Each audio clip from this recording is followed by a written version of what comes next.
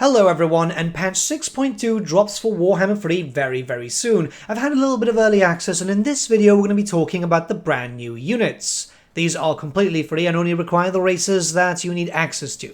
The first one is the Blood Knights. These are sword and shield versions. You've had Blood Knights before, as you've had them with lances and shields. They're now called lance units. But you get all the fun stuff, as you can imagine, as these are your vampiric knights. 60 entities per unit, and you've got fear, you've got some regen there, you've got anti-infantry bonuses, they've got frenzy. They're shielded, so they do have some pretty tasty missile resistance. Overall, they're a pretty damn good unit, and you will be able to pick them up in your campaigns as the vampire counts in the same tier building as the other Blood Knights. So it's going to take a bit of time to actually get them. Naturally, Blood Knights are some of the best cavalry at the moment, and they really do show that staying power. What we're going to do now is we're going to test it out versus a few different units just to showcase how strong these guys are. Remember, they don't have the punch that a lance does, but they are very defensive. So first up, let's see them against some defensive units, infantry with dwarf warriors. And I think these units are very good to showcase that because the dwarf warriors are very resolute. They're able to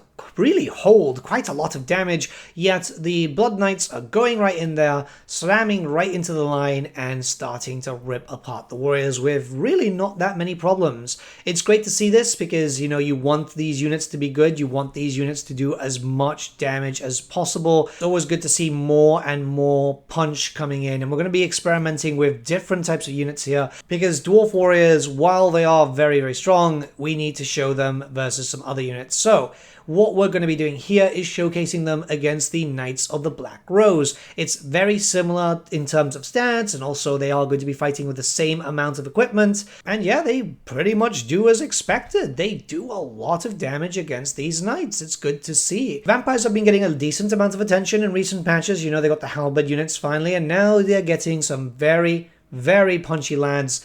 I like them, I really do, but I don't think that this is going to be the best way to showcase them. I think that there is a better unit to actually fight against these lads.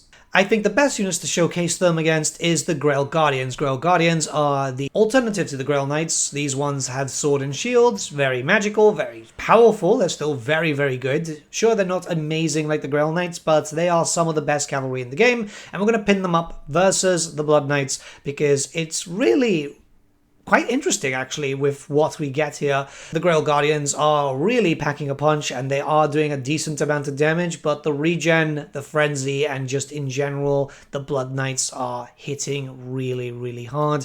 I know a lot of people weren't too keen on these units. There are a few things that they want for the vampire counts, but for free units, it definitely adds in something that has been missing from the vampire counts for a while. Remember, on the tabletop, whilst Blood Knights did have their lances, they also do have access to hand weapon and shields. And having recently used them in the old world, it's nice to see that translation also appearing in Total War Warhammer. It's very interesting that the vampire counts have gotten so much attention. Who knows if they'll ever get a DLC or when, is probably better yet said, because they know that the vampires are quite popular, but this is going to be a nice new addition for your forces. Next, we're moving on to the second unit. This is the Hobgoblin Bolt Thrower. Now, before anything, yes, they are using the green skin version that just came out in the DLC. It is my understanding that this is a placeholder model, which is very weird considering that we haven't really had this build for a long time, but I guess they were just fixing up some last second things. So when the patch goes live for you tomorrow, you should have access to the proper model that's been showcased in blogs and stuff.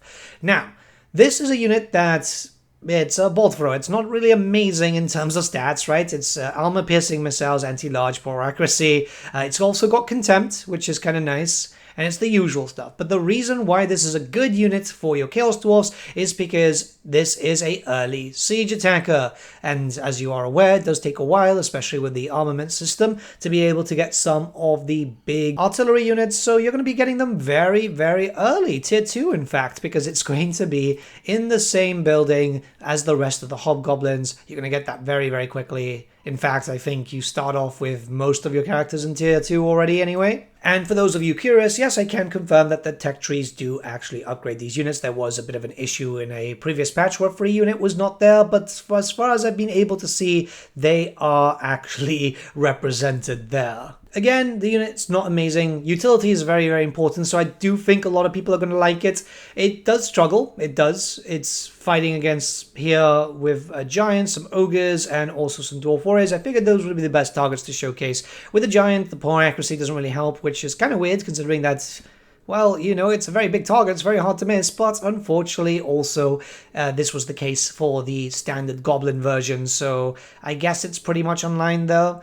It does its best. The early siege attacker thing just increases its utility so dramatically so for the Chaos Dwarfs that it just kind of outweighs the negatives. It does pretty decent against ogres, and keep in mind obviously this is a tester map with one of the mods there, so it's just pretty much an open field when terrain comes into play, when you're also dealing with other bonuses whether it comes to tech or any sort of from the skill lines. It does get better, and you are going to have some other units. Obviously, you're not going to have an army of just bolt throwers, you're not Okoi. And it did some pretty decent damage versus the Dwarf Warriors. I mean, not amazing. It did get a few entities out there because the armor-piercing damage is fairly decent.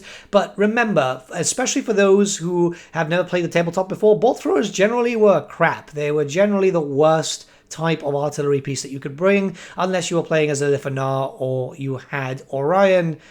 Bolt throwers were just kind of crap, so yeah, kind of falls in line with that. I'm not trying to be negative here. The utility is very, very important. I've played a bit with the Chaos Dwarfs, and I do feel like it actually makes the Chaos Dwarfs a little bit more enjoyable. I really like this free unit system. I think every patch introducing 1 or 2 free units has been very, very good for the game, just to kind of give you a reason to go back. The vampires have had more reason every now and then, but it's good to see the Chaos Dwarfs getting some love. I don't imagine they'll get a DLC in the future. So both these units will be available completely for free, and you'll have to have the relevant DLCs or factions unlocked to be able to play with them. So with the vampire counts, you'll need to have at least one of the vampire count factions available so you can actually use them. And with the hobgoblins, you'll need to own the Forge of the Chaos Dwarfs. If you're missing any of those factions, which I really doubt, considering especially the Forge of the Chaos Dwarfs being one of the best DLCs that we've had in the Warhammer series, you can get a pretty good discount in the instant gaming link in the description below. Let me know what you guys think about these 3 new units in the comments below, and have a great day, guys. I will also be live on twitch.tv/thegreatbookofgrudges if you want to pop by, say hi. But if not, there should be a second video popping out after this one. Have a great one. See ya, guys. Bye.